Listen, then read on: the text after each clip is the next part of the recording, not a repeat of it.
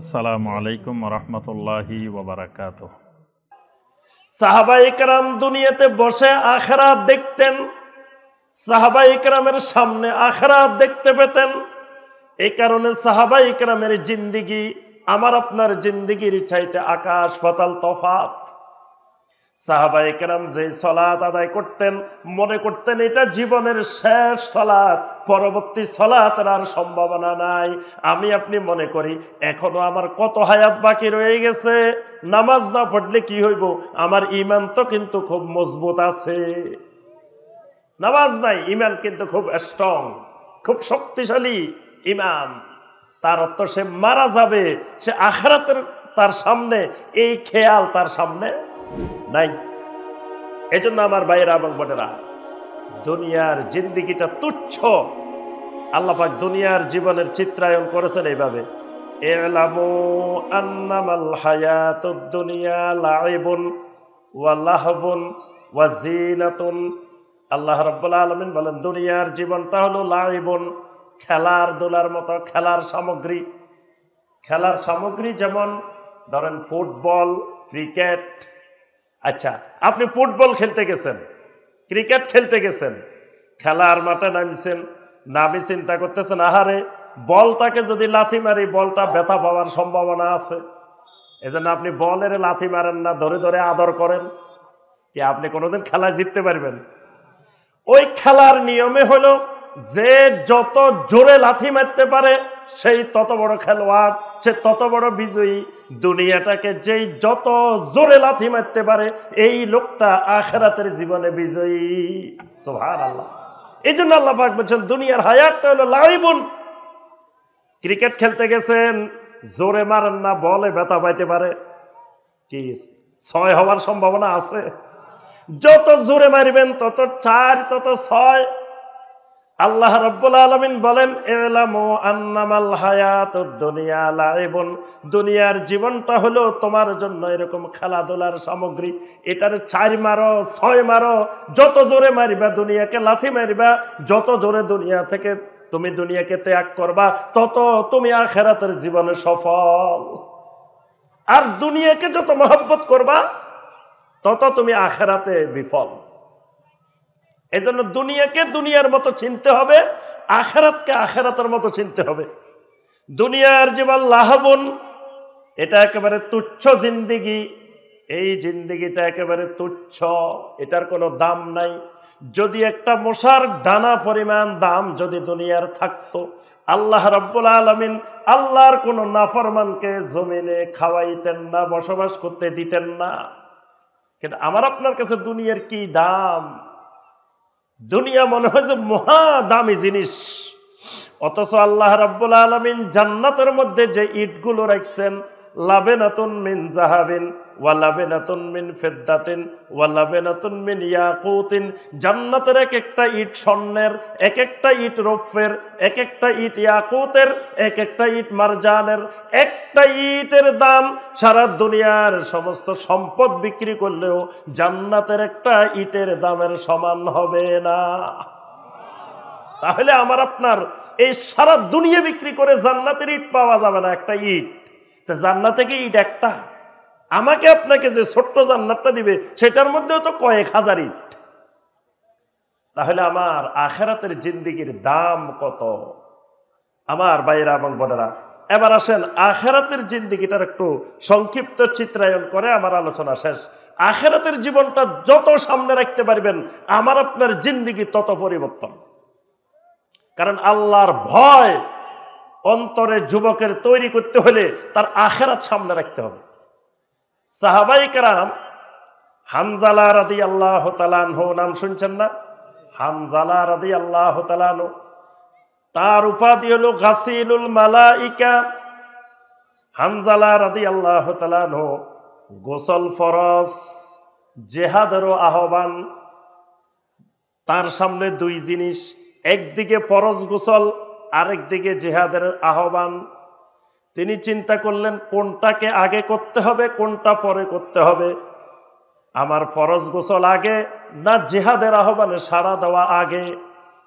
আল্লাহ রাব্বুল আলামিন ঘোষণা দিয়েছেন ইয়া আইয়ুহাল্লাযীনা আমানুস্তাজীবু লিল্লাহি ওয়ালির রাসূলি ইযা দাআকুম লিমা ইউহয়িকুম। ও ঈমানদাররা, যখন আল্লাহর কোনো ডাক এসে যাবে, রাসূলের কোনো ডাক এসে যাবে, যদি তুমি জীবিত থাকো ওই ডাকে সাথে সাথে তুমি সাড়া দাও। তিনি চিন্তা করলেন ফরজ গোসল আমার পরে, কিন্তু আমার জিহাদের আহ্বান আগে। কারণ আমি যাইতে যদি 1 মিনিট বিলম্ব হয়ে যায়, গোসল করতে 5 মিনিট দেরি হয়ে যায়, এর মধ্যে যদি আমার রাসূলের উপরে কোনো আক্রমণ হয়, ইসলামের উপরে কোনো আক্রমণ হয়ে যায়, তা আমি হানজালা কিয়ামতের ময়দানে আল্লাহ রাব্বুল আলামিনের সামনে কি জবাব দিব? ফরজ গোসল বাদ দিয়ে জিহাদের ময়দানে চলে গেছে, জিহাদের ময়দানে শহীদ হয়ে গেছেন। আল্লাহ রাসূল সাল্লাল্লাহু আলাইহি সাল্লাম সবার লাশ খুঁজে খুঁজে বের করতেছেন, কিন্তু হানজালা রাদিয়াল্লাহু তাআলা আনহুর লাশ খুঁজে পাওয়া যাচ্ছে না। কিছুক্ষণ পরে দেখা গেল টপ টপ করে নিচে পানি পড়তেছে। আল্লাহ রাসূল সাল্লাল্লাহু আলাইহি সাল্লাম বলেন, ওই যে দেখো হানজালার লাশ। হানজালাকে আল্লাহর ফেরেশতারা গোসল দেয়াচ্ছেন। সাহাবায়ে কেরাম নিচে টপ টপ করে পানি পড়তেছে, সাহাবায়ে কেরাম দেখলেন। সুবহানাল্লাহ। অর্থাৎ গোসলের চাইতে তিনি জিহাদকে অগ্রাধিকার দিয়েছেন, গোসল ফেরেশতারা সারাই দিয়েছেন, ওনার গোসল করা লাগে নাই। তাহলে তারা এইভাবে অগ্রাধিকার দেওয়ার পিছনে মূল যে কারণটা, সেটা হলো আখিরাতটা, জান্নাতটা, আখিরাতের জিন্দেগিটা তাদের চোখের সামনে ভাসত। কিন্তু আমার আপনার চোখের সামনে আখিরাত নাই, আমার আপনার পুরো আগাগোড়া দুনিয়া আর দুনিয়া, দুনিয়া আর দুনিয়া। এজন্য আজকের যুবক এই মাদক বলেন, সন্ত্রাস বলেন, কিশোর গ্যাং বলেন, যত রকমের অপরাধে জড়িত, এর মূল কারণ যুবকের অন্তরে আল্লাহর ভয় উঠে গেছে, যুবকের সামনে আখিরাতের চিত্রায়ন নাই। এজন্য যত বেশি আমরা আখিরাতের চিত্রায়ন সামনে নিয়ে আসতে পারবো, আখিরাতের জিন্দেগি তুলে ধরতে পারবো, তত আল্লাহর ভয় বৃদ্ধি পাবে। 7 শ্রেণীর লোককে আল্লাহ রাসূল সাল্লাল্লাহু আলাইহি ওয়াসাল্লাম বলছেন আল্লাহ পাক আরশে আজিমের নিচে স্থান দিবেন। সাবআতুন ইউজিল্লুহুমুল্লাহু ফি জিল্লিহি ইয়াওমা লা জিল্লাহু ইল্লা জিল্লু। যেদিন আল্লাহর ছায়া ছাড়া কোনো ছায়া নাই, সেদিন আল্লাহ রাব্বুল আলামিন 7 শ্রেণীর মানুষকে ওই আরশে আজিমের নিচে স্থান দিবেন। তন্মধ্যে ওই মানুষগুলা দাআতহু ইমরাতুন জাতা মানসাবিন ওয়া জামালিন, সুন্দরী উচ্চবংশীয় নারী তাকে জেনাবে বিচার অশ্লীলতার দিকে আহ্বান করেছিল। ফাকালা ইন্নী আখাফুল্লাহ। যুবক জবাবে বলছে, আমি আমার আল্লাহ রাব্বুল আলামিনকে ভয় করি। সুবহানাল্লাহ। তাহলে যুবক জেনাবে বিচার অশ্লীলতা থেকে বেঁচে থাকার বড় শক্তি ইন্নী আখাফুল্লাহ। কিন্তু আজকে আখাফুল্লাহ নাই, আল্লাহর ভয় উঠে গেছে, আল্লাহর ভয় নাই। এজন্য দিব্যি আরামে মিথ্যা কথাকে সুন্দর করে গুছিয়ে বলতে পারলে সে নিজেকে অনেক চালাক মনে করে, অনেক বুদ্ধিমান মনে করে, আল্লাহর ভয় নাই অন্তরের মধ্যে। তাহলে আমার আপনার সামনে যে জিন্দেগিটা আখিরাতের জিন্দেগি, এটার মধ্যে কি কি আছে এটা শুধু সংক্ষেপে একটু জেনে নি, তাহলে আমি আপনি বুঝতে পারবো আমার আপনার সামনে কি অপেক্ষা করতেছে। সূরা ফুসসিলাতের 30 নম্বর আয়াত আল্লাহ রাব্বুল আলামিন বলেন, ইন্নাল্লাযীনা ক্বালু রাব্বুনাল্লাহু সুম্মা ইসতাকামু তাতানাসসালু আলাইহিমুল মালাইকাতু আল্লা তাখাফু ওয়া লা তাহজানু ওয়া আবশিরু বিল জান্নাতিল্লাতী কুনতুম তুআদুন। যেই মানুষগুলা বলছে রাব্বুনাল্লাহ, মানে তাওহীদি ঈমানে বিশ্বাস করছে, সুম্মা ইসতাকামু, মৃত্যু পর্যন্ত তাওহীদের উপরে ইস্তেকামত থাকছে, মৃত্যুকালে আল্লাহর রহমতের ফেরেশতারা এসে তাকে বলতে থাকেন আল্লাহ তাখাফু। মৃত্যুর পরে তোমার সামনে যেই ঘাটিগুলো আসতেছে, স্টেশনগুলো আসতেছে, এই স্টেশনগুলোর মধ্যে কোনো ভয় নাই, কোনো চিন্তা নাই, পেরেশানি নাই। সুবহানাল্লাহ। তাহলে বুঝে গেল মৃত্যুর পরে জান্নাতে পৌঁছা পর্যন্ত মাঝখানে অনেকগুলো কঠিন কঠিন স্টেশন আছে। তো এই স্টেশনগুলো সম্পর্কে যদি আপনার ধারণা না থাকে, আপনি মনে করছেন মারা গেছেন আর জান্নাতে চলে গেছেন, না, সেই জান্নাতে যাওয়ার আগে অনেকগুলো কঠিন কঠিন স্টেশন আছে, ঘাঁটি আছে। 1 নম্বর মারা যাওয়ার পরে যে স্টেশনটা, এই স্টেশনের নাম হলো কবর। এই স্টেশনের নাম কি? কবর। এই স্টেশন আমরা দেখি সব সময়। আমরা দুনিয়ার মানুষ, আমাদের মা বাবা কেউ একজন মারা গেলে তাকে আমরা ওই স্টেশনে ট্রেনে তুলে দিয়ে আসি, আগায় নিয়ে ওই স্টেশনে ট্রেন ধরায় দিয়ে আসি। কিন্তু ওই স্টেশনে ট্রেন কোন পর্যন্ত যাবে, কোন কোন স্টেশন অতিক্রম করতে পারবে সেই সম্পর্কে জানি না। কিন্তু প্রথম স্টেশনে নিয়ে ট্রেনে তুলে দিছি। যে প্রথম স্টেশনটার সাথে আমাদের পরিচয়, সেটার নাম হলো কি? কবর। কবর তো উপরে দিয়ে দেখছি, কিন্তু কবরের আসল চিত্র দেখি নাই। কবর যে কি ভয়ঙ্কর স্টেশন, এই স্টেশনটার আমরা তো বাহ্যিক রূপ দেখছি, কিন্তু দাফন করার পরে, কবরের ভিতরে দেওয়ার পরে ওই লোকের অবস্থাটা কি, কবরের জগৎটা কি, এই সম্পর্কে আমাদের চিত্রায়ন ভালোভাবে নাই। যদি থাকতো, আল্লাহ রসুল সাল্লাল্লাহু আলাইহি ওয়াসাল্লাম বলেন, লাউলা আল্লাহ তাদাফানু, ও আমার উম্মত, আমার ভয় হয় তোমরা দাফন করা বন্ধ করে দিতে। কোন মানুষ মারা গেলে কবরে দাফন করতে না। যদি এই আশঙ্কা না থাকতো, আমি আল্লাহ রাব্বুল আলামিনের কাছে দোয়া করতাম, ইউসমিউকুম আযাবাল কবর, আল্লাহ রাব্বুল আলামিন তোমাদেরকে কবরের আযাবটা শোনাই দিতেন। আমি দোয়া করতাম নবী যে আমার উম্মতের একটু কবরের আযাবটা শুনাই দেন। যদি একবার শুনাই দিতেন আল্লাহ রাব্বুল আলামিন, তোমরা জীবনে কাউকে কবর দিতা না, দাফন করাই বন্ধ করে দিতা। যদি আমি আল্লাহর কাছে দোয়া করতাম, আল্লাহ একবার কবরের আযাবটা শুনাই দিত। তার অর্থ হলো কবরের আযাব আমরা শুনি না, দেখি না, এই জন্য বুঝতে পারতেছি না যে এই জগৎটা, স্টেশনটা কি কঠিন জিনিস। এখানে আমরা যখন রেখে আসি মাইয়াতকে, তখন এখানে 2 জন ফেরেশতা আসেন না? এদের নাম কি? যে এই 2 জন ফেরেশতা খুবই ভয়ঙ্কর। এই 2 জন ফেরেশতা, তাদের চক্ষুগুলা নীল, তাদের রংটা হলো কুচকুচে কালো। এরা যে 2 জন ফেরেশতা আসেন, এই 2 জন ফেরেশতার চোখগুলা নীল বর্ণের, চেহারাটা কুচকুচে কালো।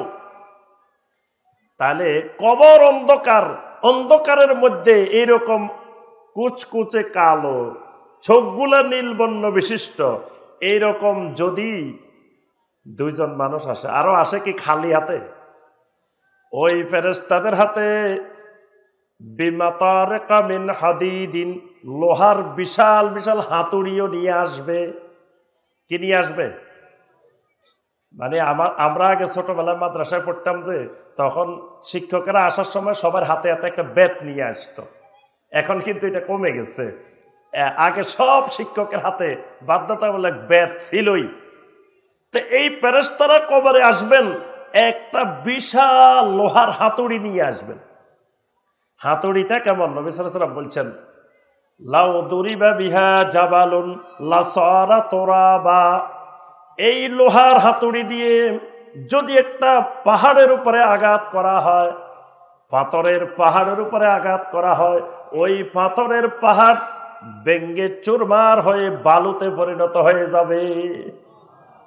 এইরকম ভয়ঙ্কর বিশাল রকমের একটা হাতুড়ি নিয়ে আসবে কবর।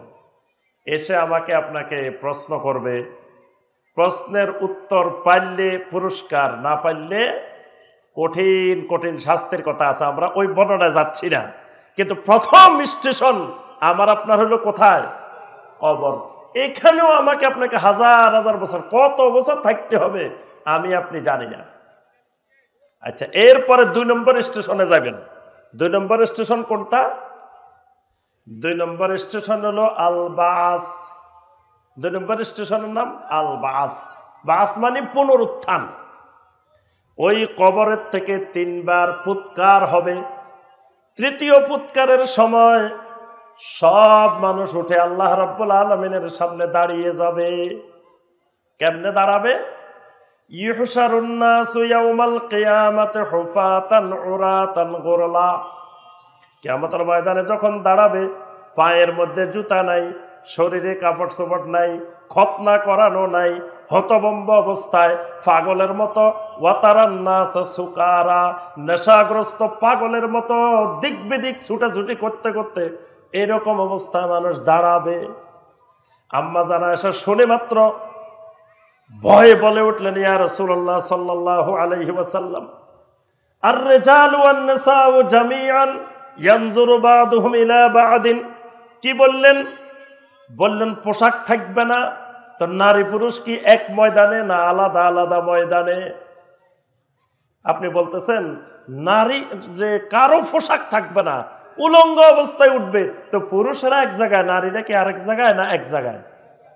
না, আম্মা জান আয়েশা রাসূলকে জিজ্ঞেস করতেছেন, এক জায়গায় হইলে কেমন একজন আরেকজনের দিকে তাকাবে না?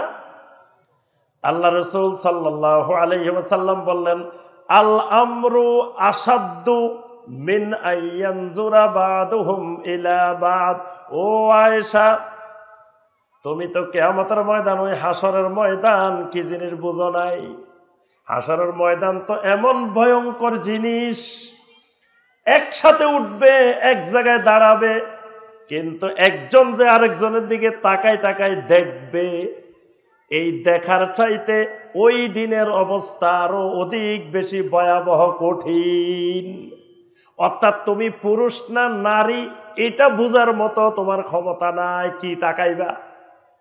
তাকাইবার আগে পুরুষ বুঝতে হয় সে পুরুষ, নারী বুঝতে হয় সেই নারী, তারপরে যায় তাকায়। তুমি পুরুষ না নারী এইটা বুঝার মতো পরিস্থিতি কিয়ামতের ময়দানে নাই, হাসরের ময়দানে নাই। নারী পুরুষ একসাথে থাকলে কি, আলাদা থাকলে কি? তাহলে বোঝা যায় এই স্টেশন আরো ভয়াবহ। এরপরে আমার আপনার সামনে আরেকটা স্টেশন এসে যাবে, সেই স্টেশনের নাম হলো আল হিসাব, হিসাবের স্টেশন। এটা খুব কঠিন স্টেশন, হিসাব। ইন্না ইলাইনা ইয়াবাহুম সুম্মা ইন্না আলাইনা হিসাবাহুম। প্রত্যেকটা মানুষকে হিসাব দেওয়া লাগবে। এজন্য নবী সাল্লাল্লাহু আলাইহি ওয়াসাল্লাম বলেন, আমার উম্মত আল্লাহর কাছে দোয়া করো, আল্লাহুম্মা হাসিবনি হিসাবান ইয়াসীরা। আল্লাহ আমার হিসাবটা সহজ করে দিও। যার হিসাবটা হিসাবে ইয়াসীর হবে, তার হিসাব হলো আল্লাহ রাব্বুল আলামিন ডাকবেন আর ছেড়ে দিবেন। সুবহানাল্লাহ।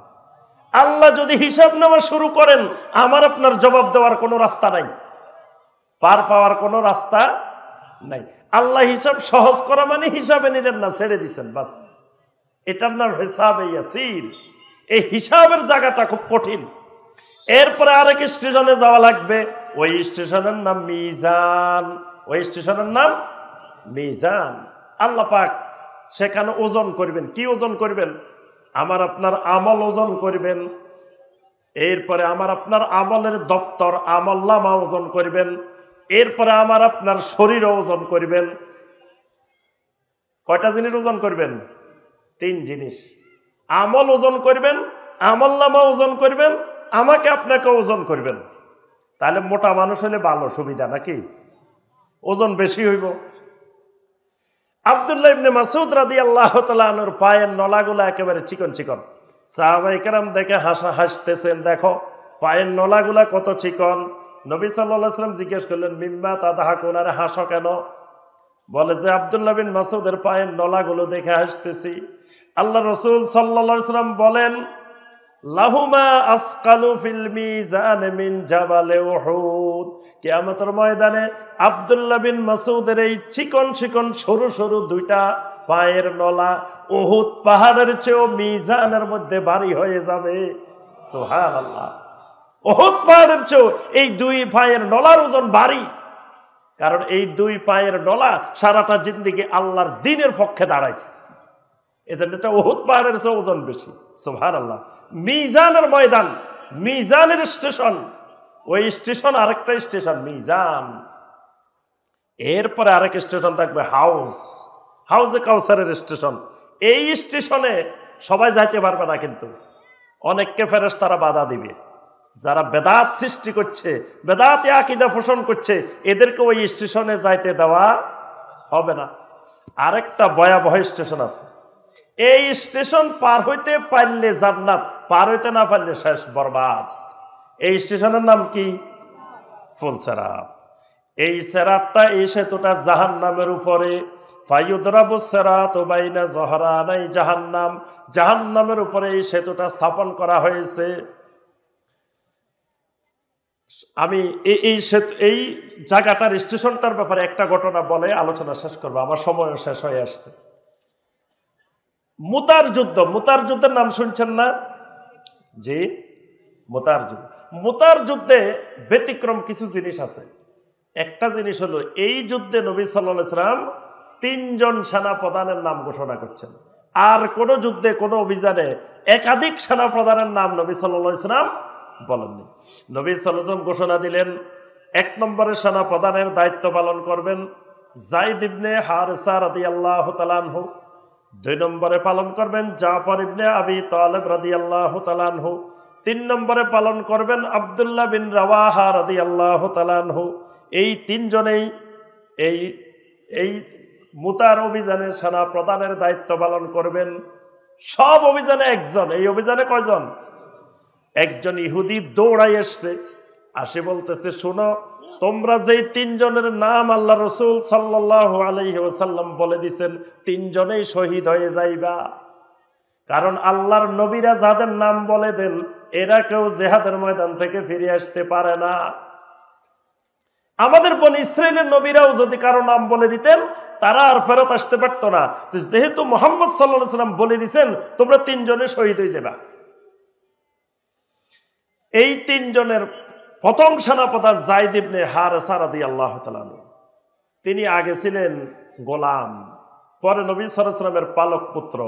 অথচ তার অধীনে দিছেন জাফর ইবনে আবি তালেব, যিনি নবী সাল্লাল্লাহু আলাইহি ওয়াসাল্লামের চাচাতো ভাই, কুরাইশ বংশের, উচ্চ বংশের।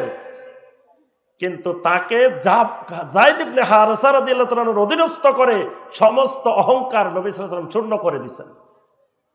যে আমির বানানো হয়েছে, নেতা বানানো হয়েছে, যাকেই বানানো হোক, ওয়া ইন তাআম্মারা আলাইকুম আবদুন হাবাশিয়্যুন, হাবশী গোলামকেও যদি আমির বানানো হয়, তার আনুগত্য ফরজ। যায়েদ বিন হারেসাকে নবী সাল্লাল্লাহু আলাইহি ওয়াসাল্লাম সেনাপ্রধান বানাই দিয়েছেন। এখন 3 জন মিলে মুতার যুদ্ধে রওনা দিয়েছেন। ঘটনা অনেক লম্বা, সংক্ষিপ্ত যে কারণে কথাটা বলা। এখন সবাই জিহাদের ময়দানে যাচ্ছেন, আনন্দের সাথে যাচ্ছেন, খুশিতে যাচ্ছেন। আব্দুল্লাহ বিন রাওয়াহা রাদিয়াল্লাহু তাআলা আনহু যখন রওনা দিলেন, চিৎকার করে করে কাঁদতেছেন, শুধু কাঁদে, শুধু কাঁদে। লোকেরা জিজ্ঞাসা করলো, আব্দুল্লাহ বিন রাওয়াহা, তুমি কি শাহাদাতের ভয়ে মারা যাইবা, এই ভয়ে তুমি কাঁদো নাকি? আল্লাহ রাসূল তোমার নাম বলে দিয়েছেন, 3 জনের নাম বলছেন, তাহলে তো শহীদ হওয়ার সম্ভাবনা বেশি, এই ভয়ে কি তুমি কাঁদো? আব্দুল্লাহ বিন রাওয়াহা রাদিয়াল্লাহু তাআলা আনহু বললেন, আরে আমি শাহাদাতের জন্যই তো অধিক আগ্রহে অনেক দিন ধরে অপেক্ষা করতেছি, কোন দিন আল্লাহ রাব্বুল আলামিন আমার শাহাদাত কবুল করবেন। আমি তো শাহাদাতের তামান্না নিয়ে জিহাদে যাচ্ছি, কিন্তু আমি যে কারণে কাঁদতেছি, কোরআনে কারীমের সূরা মারইয়ামের ওই আয়াতটার কথা আমার মনে পড়ে গেছে। আল্লাহ রাব্বুল আলামিন বলছেন, ওয়া ইম মিনকুম ইল্লা ওয়ারিদুহা কানা আলা রাব্বিকা হাতমাম মাকদিয়া। আল্লাহ রাব্বুল আলামিন বলছেন, এমন এক সেতু আমি তোমাদের জন্য বানায় রাখছি, এমন এক ফুলসেরাত স্থাপন করে রাখছি, প্রত্যেকটা মানুষকে এই সেতু অতিক্রম করতেই হবে। এখন আমি আব্দুল্লাহ বিন রাওয়াহা ওই কঠিন সেতুটা পার হয়ে জান্নাতে যেতে পারবো কিনা, ওই ভয়ে আমি আব্দুল্লাহ বিন রাওয়াহা কান্নাকাটি করতেছি। সুবহানাল্লাহ। আব্দুল্লাহ বিন রাওয়াহা একজন বিশিষ্ট সাহাবী, আনসার সাহাবী, তার পুরা জিন্দেগিটা দ্বীনের জন্য। আবার তিনি শহীদ হতে যাচ্ছেন, তারপরেও তিনি তার সামনে সেই ফুলসেরাতের চিত্র নিয়ে তিনি কান্নাকাটি করতেছেন। আর আমি আপনি দিন থেকে কত দূরে, কিন্তু আজ পর্যন্ত একদিনও কোনোদিন ফুলসেরাত নিয়ে কাঁদছেন, ফুলসেরাত নিয়ে অন্তরে কম্পন তৈরি হয়েছে, এই অবস্থা মনে হয় নাই। যদি একদিন পুলসেরাতের চিত্রটা সামনে আসতো, পুরা জিন্দেগি চেঞ্জ হয়ে যেত, পরিবর্তন। এই একটা জিনিসেই আপনার পরিবর্তনের জন্য যথেষ্ট, আর কিছু দরকার নাই। যে এই পুলসেরাত পার হয়ে আমি জান্নাতে পৌঁছতে পারবো কিনা, কারণ এটা তো স্বাভাবিক সেতু না যে দৌড় দিলাম আর পার হয়ে গেলাম। এটা তো এমন না যে আমার পীর সাহেব লঞ্চ নিয়ে বসে আছে, লঞ্চ দিয়ে পারে যাবে। কি পুলসেরাত এটা কোন জায়গায়? পানির উপরে না আগুনের উপরে? তা আগুনের দিকে লঞ্চ চলে, আগুনের দিকে জাহাজ চলে। পীর সাহেব যদি জাহাজ নিয়ে বসিও থাকে, ট্রেন নিয়ে বসিও থাকে, বাস নিয়ে বসেও থাকে, তো ওই বাস, ট্রেন, লঞ্চ আগুন দিয়ে চলবে না, আগুনে চলার সম্ভাবনা নাই। যদি আগুনে দিয়ে চলা শুরু করে তা আগুনে জ্বলে জাহান্নামে যাওয়া লাগবে। এই জন্য কিয়ামতের ময়দানে এগুলা কোনোটাই কোনো কাজে আসবে না। এরপরে যায় আপনার জান্নাত অথবা জাহান্নাম। আর জান্নাত জাহান্নামে গেলে, জান্নাতে গেলে আল্লাহ রাব্বুল আলামিনের রুইয়া, আল্লাহ পাকের সাক্ষাৎ, আল্লাহ পাকের দিদার নসিব হবে। এই সবগুলা মিলে হায়াতুল আখিরা। এই যতগুলো স্টেশন, যতগুলো ঘাটের কথা বললাম, নাম বললাম, এগুলা মিলে হলো কি হায়াতুল আখিরা। আমার ভাইয়েরা এবং বোনেরা, আমার আপনার সামনে এই হায়াতুল আখিরার ঘাটিগুলো, স্টেশনগুলো অপেক্ষা করতেছে। আমাকে আপনাকে এই স্টেশনগুলো পাড়ি দিয়ে তারপরে আমাকে আপনাকে জান্নাতের দিকে যাওয়া লাগবে। তাহলে এই ঘাটিগুলো কেমনে পাড়ি দিবেন, এই ঘাটিগুলোর একটু খোঁজ খবর রাখবেন। নাবিকেরা যখন জাহাজ নিয়ে এখান থেকে অস্ট্রেলিয়া রওনা দেয়, তখন তারা চিন্তা করে সাগরের কোন চ্যানেলে গেলে, কোন পথে গেলে কোন ধরনের ঝুঁকি আসতে পারে, কোন জায়গার ঢেউগুলো কিরকম, কোন জায়গার আবহাওয়া কিরকম, এইগুলো জেনে শুনে তারপরে রওনা করে। তা আমি আপনি জান্নাতের দিকে রওনা দিছি, সে মাঝখানে যে বাঁকে বাঁকে যে স্টেশনগুলো আছে, কোনটার চেয়ে কোনটা কি অবস্থা, কোনটার ভয়ঙ্কর, কোনটার তীব্রতা কত বেশি, এগুলোর খোঁজখবর না নিয়ে যদি রওনা দিই, তাহলে ওই জান্নাত পর্যন্ত পৌঁছা সম্ভব নাও হইতে পারে। জান্নাত কোথায়?